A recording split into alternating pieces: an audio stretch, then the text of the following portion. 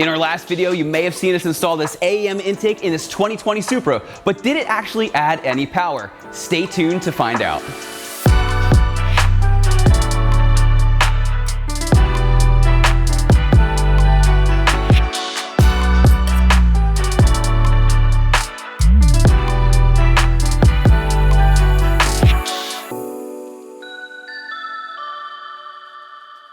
Hey, this is Bryan. Thanks for watching Kies Motorsports. If you like our videos, give us a thumbs up. Make sure to subscribe and check us out at KiesMotorsports.com. We are joined with Bill, aka Supra_officer. Thanks so much for letting us borrow your car for the day.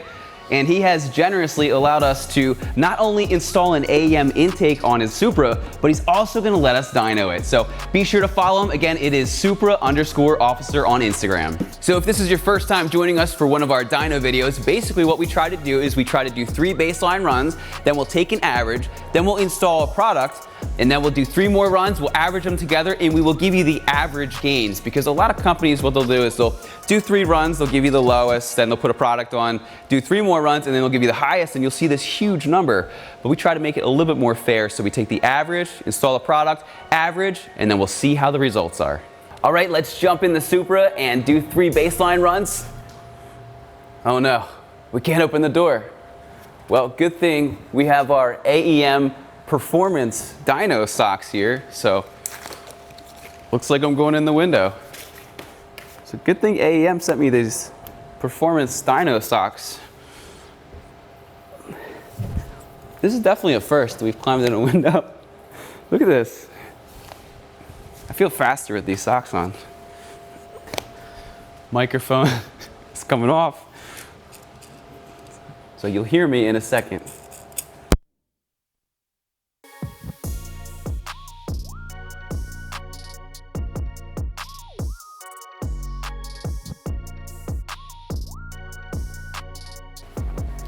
And that's how you get in a Supra on a DynaPack.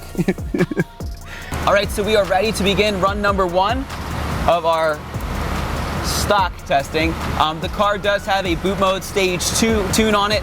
It has a downpipe, it has a K&N drop-in filter, and it does have some exhaust. So it is not bone stock, so keep that in mind as we do our testing here. All right.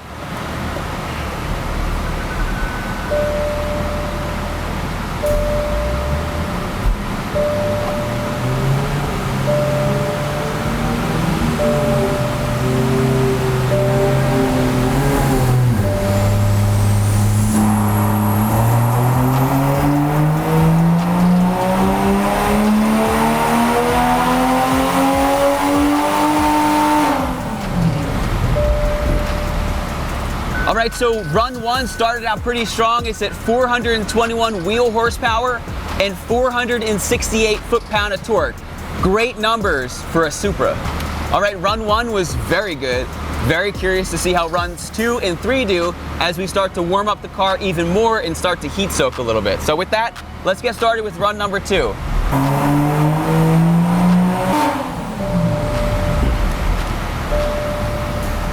All right, so as it typically does, once the car starts to get a little bit warmer, sometimes the numbers get a little funny.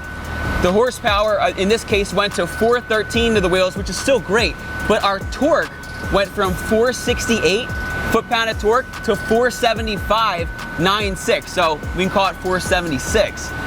So still great numbers. I'm gonna write these down. We're gonna take just a minute, let the car cool down for 60 seconds or so, and then we're gonna go right into run number 3.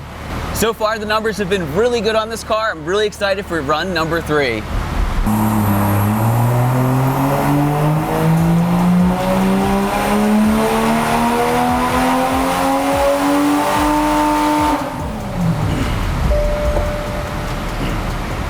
All right, as to be expected, we're starting to heat soak a little bit, so the numbers are going down, but we had 419 to the wheels for the horsepower, and the torque was at 464. So again, that torque is really in that, it's probably average is going to be high 460s, if not even low 470s, depending on what the number, I forget what the middle number was. But very consistent, very, very, very good numbers. Super excited to see if an intake is going to impact that.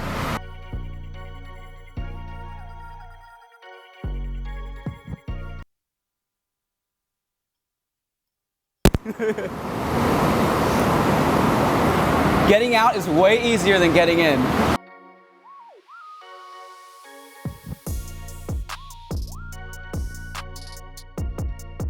Okay, so as you saw before, the average horsepower was 417 horsepower to the wheels, and then the torque was 469 foot-pound torque before adding the AEM intake. So at this point, we just finished installing the AEM intake. Does it make power? We have it on the dyno. Let's find out.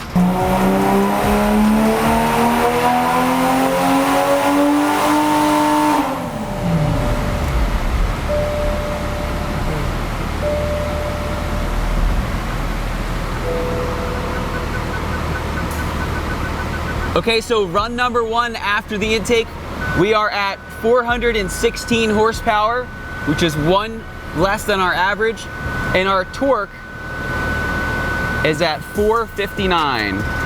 So let's do a run and see if we can get these numbers to come up a little bit.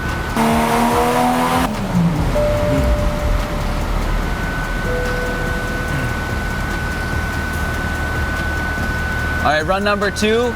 We're down to 409 horsepower, and our torque is at 460 foot-pound. So let's let it sit for about 2 minutes or so, and then we'll do a final run. All right, so we are getting ready for our 3rd and final run. So let's see if we can get this intake to make power.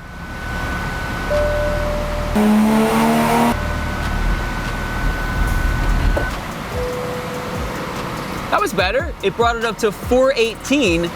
And then the torque now is 474. So let me average these together and we'll see how we do. After averaging the numbers together, we have an average of 414 horsepower and 464 foot-pound torque. So it's right around that same area. It's a nominal loss. We lost about 3 horsepower and about 5 foot-pound torque. Again, with intakes, it's very difficult to gain a lot of horsepower, but this is the average. So again, a lot of companies don't use averages because this happens, but this is just the honest answer of what happens. Now, if we did a couple more runs and maybe we did it on a different day with when it wasn't 84 degrees and 76% humidity, you know, the numbers could be a little bit better. But for today's testing, again, we tested everything a couple hours ago and then again today. So same car, same dyno, same conditions, same everything. Looks like it was a nominal loss, but a lot of times the intakes kind of make up for their lack of performance with the way that they sound and look and whatnot. So there's still other benefits, even though it's not adding a ton of horsepower. But anyway, my name is Brian. Thanks for watching Kies Motorsports. If you like our videos, give us a thumbs up. Make sure to subscribe and check us out at KiesMotorsports.com. Thanks for watching, and we'll see you in the next video. Get out of the car.